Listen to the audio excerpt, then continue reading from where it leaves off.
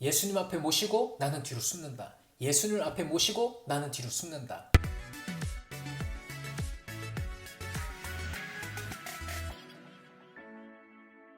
안녕하세요 여러분. 저는 텍사스 오스틴에 있는 정한솔 목사입니다. 오늘은요 우리가 신앙생활할 때 믿음을 위협하는 적에 대해서 이야기를 해보려고 합니다. 제가 성교육을 할 때마다 초반에 질문하는 것들이 몇 가지가 있는데요. 제가 제 소개를 해요. 뭐 목사라고 이야기도 하고 또 가족 사진도 보여주기도 하고 이제 그러면 들으시는 분들이 저에 대해서 이제 신뢰를 가지세요. 그때 제가 이제 질문을 하죠. 여러분 해가 서에서 떠서 동으로 지죠? 이렇게 질문을 해요. 재밌게도 여기저기서 네 이렇게 대답을 하고 딱 3초예요. 3초 뒤에 하나, 둘, 셋, 어? 제가 물어본 이 질문이 거짓말이라는 것을 어떻게 알죠? 바로 우리가 알고 있는 진리 때문에 그래요. 해가 서에서 뜰 수도 있고 동에서 뜰 수도 있고 이런 게 아니잖아요. 혹은 뭐 내일부터 해가 서에서 떠서 동으로 지는 걸로 합시다라고 세계 모든 사람들이 다수결로 동의를 한다고 해서 해가 서에서 뜨는 게 절대 아니에요. 우리는 이걸 뭐라고 부르냐면 바로 진리라고 부릅니다. 우리가 신앙생활을 할 때 믿음을 위협하는 것들을 크게 두 가지로 이야기할 수 있을 것 같아요. 하나는 거짓말이고요. 그 다음은 두려움이에요. 이 둘은 사실 연결되어 있죠.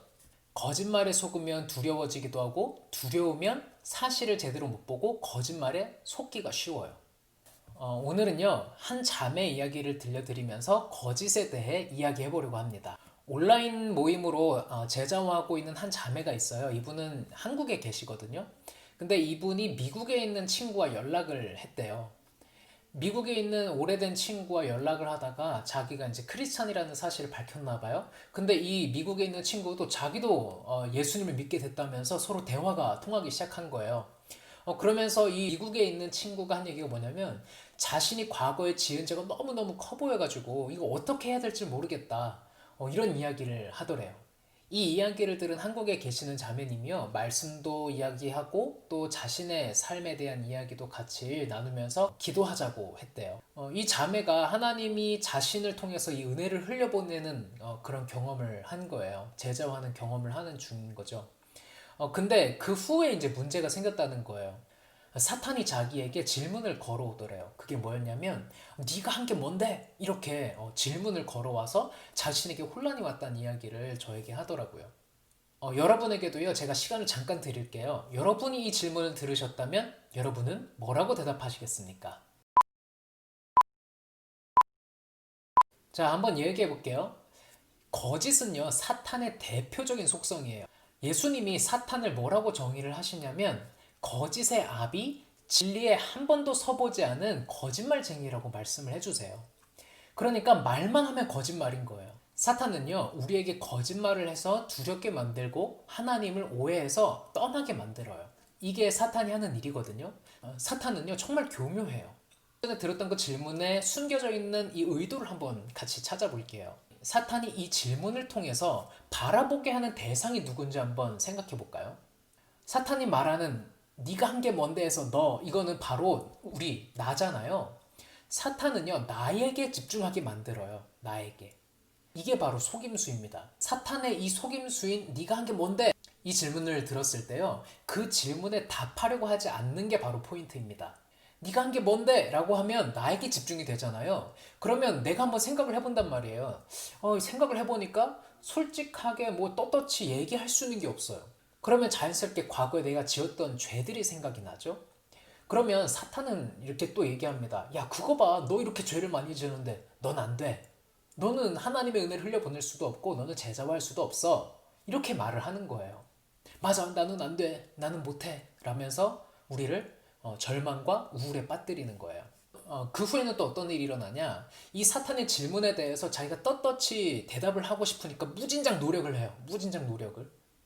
그런데 노력을 하면 할수록 더 절망의 늪에 빠지는 걸 경험하게 되죠.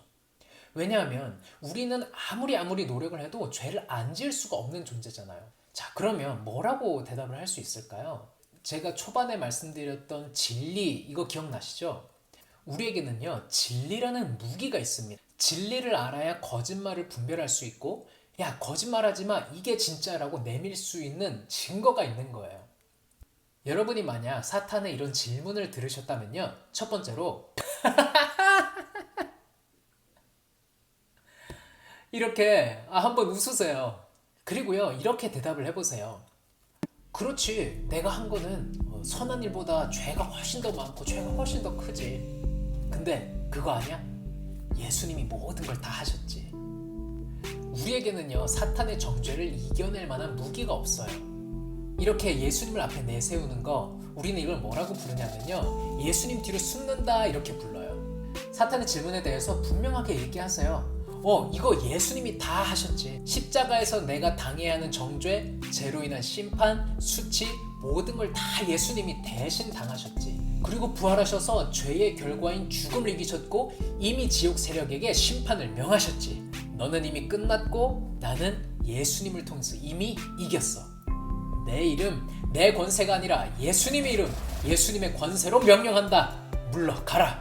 사탄은요, 내가 무언가를 잘 해야만 제자화할 수 있고 혹은 어떤 사역들을 할 수 있다고 계속 속일 거예요. 내가 어떤 멋진 생각, 삶을 살아야만 하나님이 사용하실 수 있는 것처럼 계속 속일 거라고요. 계속 나에게 집중하게 만드는 거, 그래서 절망의 늪에 빠뜨리는 거, 이게 사탄의 전략입니다. 여기서 내 힘으로 어떻게 해보려고 하는 거, 이건 바로 나의 교만이에요. 나는 할 수 없어. 예수님이 하셨어. 예수님을 앞에 모시고 뒤로 숨는 겁니다. 이렇게요, 내가 아닌 예수님께, 또 예수님이 하신 그 사역, 예수님이 지신 십자가, 예수님이 하신 이 부활, 이 복음 뒤에 숨는 것, 예수님이 누구시고 예수님이 어떤 일을 나를 위해서 하셨는지 거기에 집중하는 거예요. 예수님을 앞에 두고 나는 뒤에 숨는다. 꼭 기억하세요. 줄여서 이렇게 한번 해볼까요? 예 앞 나 뒤. 네. 그러면 좀 더 기억하기 쉽겠죠? 이런 거짓말이 올 때마다 예 앞 나 뒤, 예 앞 나 뒤. 무슨 주문 같네요. 사탄의 거짓말을 휘둘리지 않고 예수님 뒤에 숨어서 행복한 삶을 누리시는 여러분 되시기를 진심으로 축복합니다.